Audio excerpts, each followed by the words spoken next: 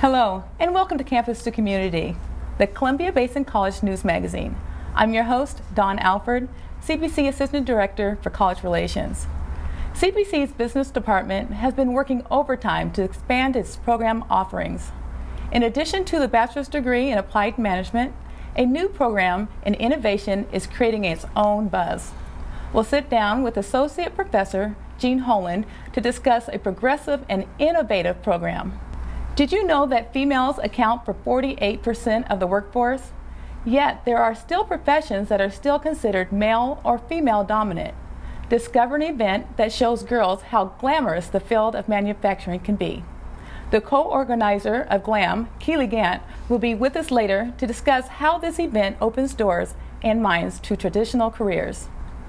We'll then take a trip abroad. Renee Mortimore, a dental hygiene student and CBC's first student to participate in a study abroad program, is eager to talk about her 2-week trip to Bolivia. All this and more when we return. Columbia Basin College is helping you to move ahead. Introducing the Bachelor of Applied Management degree. Take the fast track to your new career by building upon your AA or AAS degree. Learn the skills you need to manage and lead. And you can do it in as little as 2 years with flexible night classes. We're now accepting applications at Columbia Basin College. It's all laid out for you, so you don't have to do a lot of thinking, chasing classes. It's pretty much set up to where you can just walk in and start finishing your degree. With more than 20 years of marketing and advertising experience, our first guest is no stranger to the field of business. Associate Professor Jean Holand joins us now to discuss CBC's latest business innovation class. Welcome, Jean. Thank you. So, Jean, there's a series of 6 innovation and design classes. Correct. Tell us about this series and how the students progress through that. Well, it all began in 2009, where we developed with a local company, Pay Plus Benefits, an innovation class, starting out with 12 students, if I remember correctly. And that has progressed to today, where we're going to start offering 6 separate courses in a row: Innovation 1, 2, then 3, 4, then 5, 6. So what are the steps to innovation, and how do the students go from each step? Well, each step has a different set of rules. And so in the first step, we teach them design thinking and a process developed by a company in Palo Alto, California, a design firm called IDEO. Anyway, it just progresses all the way through to a process that ends in section 6, which is a total use of the entire process with a real company, or a real product, or a redesign of a real product. And so that's the process. Okay. I understand that your program is swelling with students. We like I say, we're now up to 36 in there, and we're thinking it's going to expand again. As more and more people find out about us, not just students but companies, they're sending their employees to us also. And what are these skills that they are gaining that they'll be able to take back to their future? Well, you know, it's funny because I was thinking you might ask me that question, so I wrote them down. Okay. And what skills are is they're creating, okay, or new and inspiring ideas. They're developing new products, services, business models. They're looking at driving transformative growth within a company, a business, or an organization, and they're building innovation capabilities throughout the entire company, business, or organization. Okay, so tell us, what are some of these neat projects that they're working on right now? I located 6 baby strollers, not strollers, I'm sorry, but cribs that have the lift up and down sides, which are illegal and you can't use them anymore, and they've been banned, and destroy them and those kinds of things. Well, I told the students to destroy them, but bring me a usable product out of the crib. There's one group that's making working carts for each of the teams, which will have a set of tools, speaker system, computer link up, all the pens, paper, all those things that they might need, whiteboards, and it's all being built into an old crib. The other one is a hydroponics unit, which with the help of the Washington FFA Foundation director brought the suggestion that we could build a life cycle hydroponics unit that could be used in elementary schools, junior highs, high schools, to teach, one, the life cycle, and two, also how to get more vegetables, as an example, from a smaller plot of land. And we're estimating we can do tenfold once we're done. Great. So what are the options as far as, do you have a certificate and a degree? We have a short certificate, 18 credits, a 1-year certificate, and a 2-year degree, and it all transfers into our bachelor's degree. Well, thank you so much for being here. Thank you. All right. If you wish to learn more about CBC's Center for Innovation and Design, contact Jean at 509-542-5555. An Associate of Arts and Science degree from Columbia Basin College is a great foundation for students who wish to major in English, education, the arts, or communications. Today's employers seek applicants within these fields because they have good reasoning skills, they're adaptable, and can write and communicate effectively. So no matter where you go from here, you'll have the tools you need to succeed.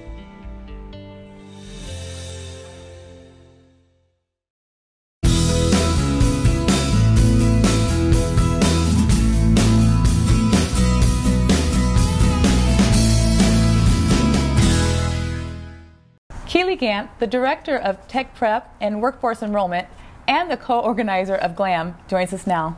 Welcome, Keeley. Hi, thanks. So, Keeley, why are there still professions that men and women gravitate away from? Well, I think today even students are still very much influenced by their parents, family, friends, and peers, and therefore tend to stick with something that's more comfortable for them, that they're known to do or expected to do. So what are you doing to help change these perceptions? Well, at CBC, we do have a very strong interest and support to encourage students to look into some non-traditional careers. We want them to explore different opportunities and see what's available to them.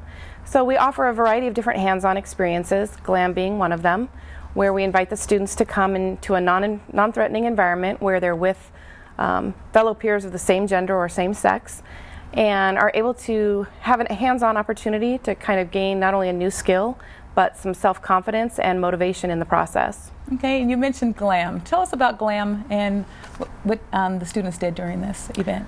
Well, GLAM stands for Girls Learning About Manufacturing, and that came about as part of the Smart Map Expo. It's a premier networking event that happens at the track every year.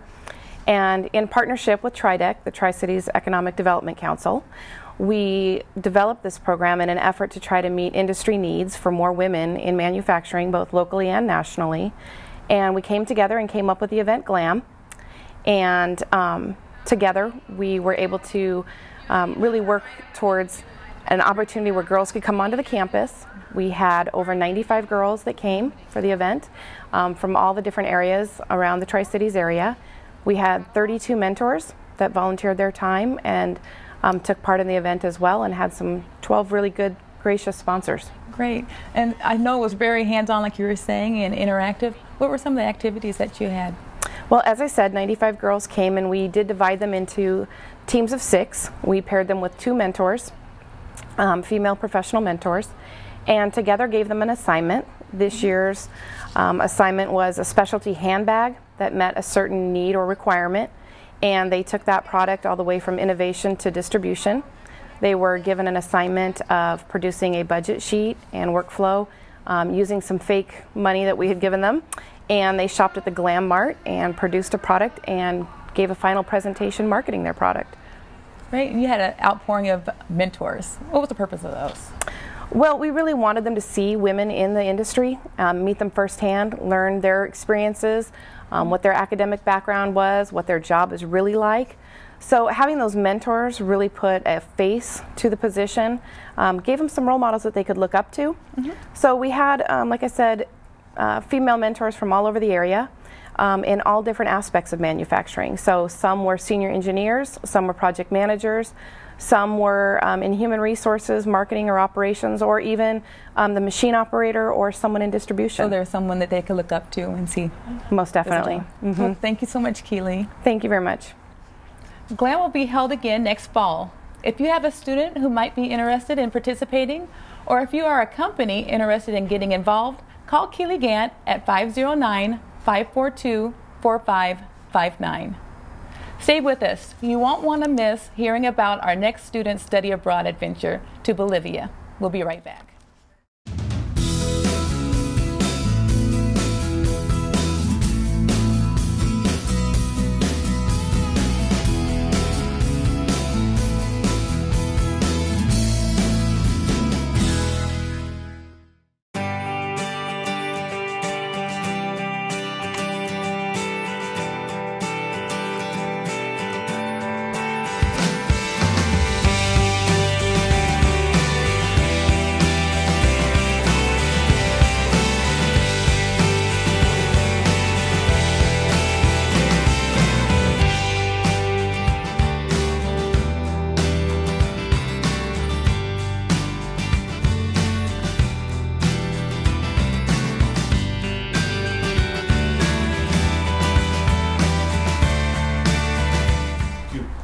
Dental hygiene student Renee Mortimore became CBC's first study abroad participant this past summer.